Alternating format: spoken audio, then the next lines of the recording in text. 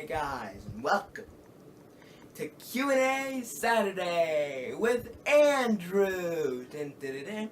Now today we have a few more interesting questions as usual, but this time on Q&A Saturday with Andrew, dun, dun, dun, dun, we will be talking about the epicness that is video games. Now, oh, this is Bloodstone. So let's get straight into it. Let's not stall any longer. Rayman Rivera says, are you going to play the new Spider-Man? In all honesty, I don't know.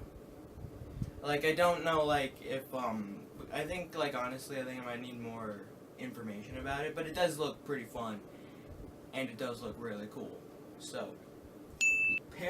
I'm so sorry if I screw up your name, by the way. I'm so sorry.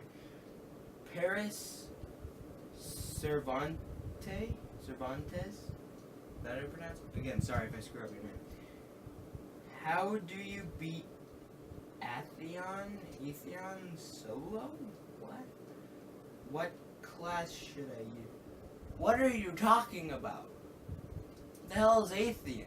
I must look online. Yeah, man, I don't know. I don't know how you beat Atheon. Something to do with portals, titans. If you really want to know, it'll be up in the card up there. Sorry. Emma Logan says, is Minecraft still cool? Cause I think so, and still play. But everyone else has outgrown it? Question mark, question mark, question mark? You must really want to know the answer to this question if you have to have 3 question marks at the end of it. So I'll tell you.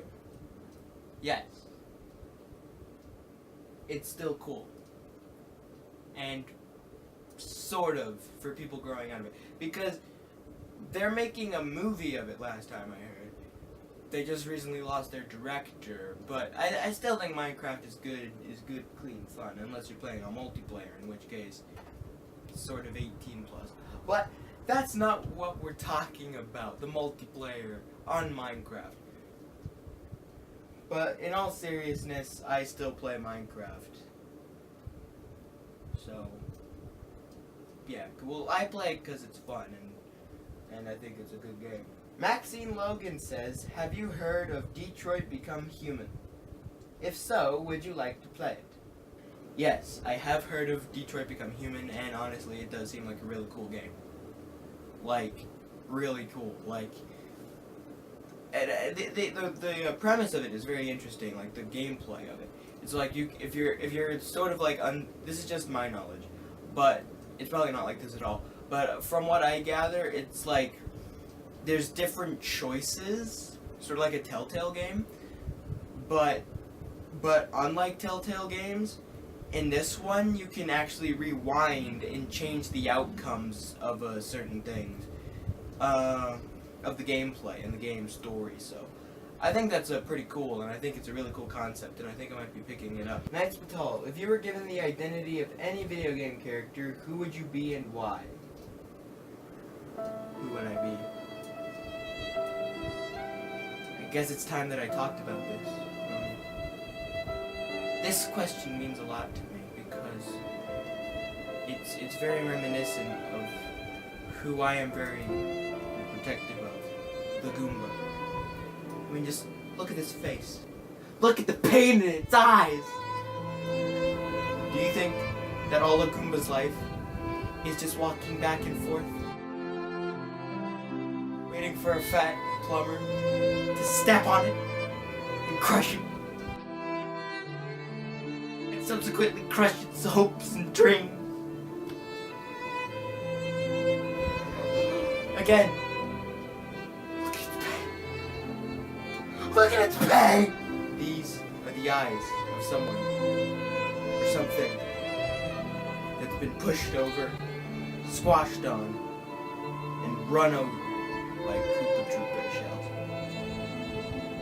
And as a result, had its dreams, its wishes, its wants. But again,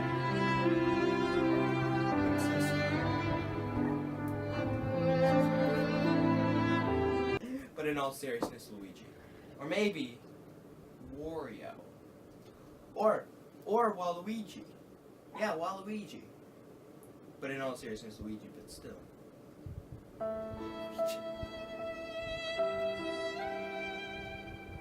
Do you think that this guy lives happy? Thomas Carr says, if you could design a survival horror game, what would be the setting? I like that you asked that, because if there's anything I've learned from such games as Five Nights at Freddy's, PT, which is a good game, but Konami took it off the PSN, and Layers of Fear, it's that simplicity of gameplay and, yeah, mostly of gameplay, is crucial to these sorts of games. PT and Five Nights at Freddy's are very simplistic in their gameplay. Five Nights at Freddy's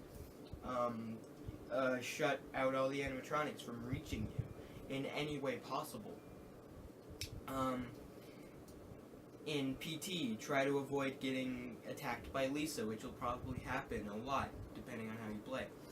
But, and also doing these weird puzzles and seeing creepy things and whatnot. Why did they have to cancel Silent Hills? But if I could honestly design a survival horror game, what would be the setting? Sort of like this house, this sort of ramshackle sort of house, but it's like has some sort of dark secret about like it being like a detective's investigating it or something. I don't know. And screams have been heard coming from it or whatever.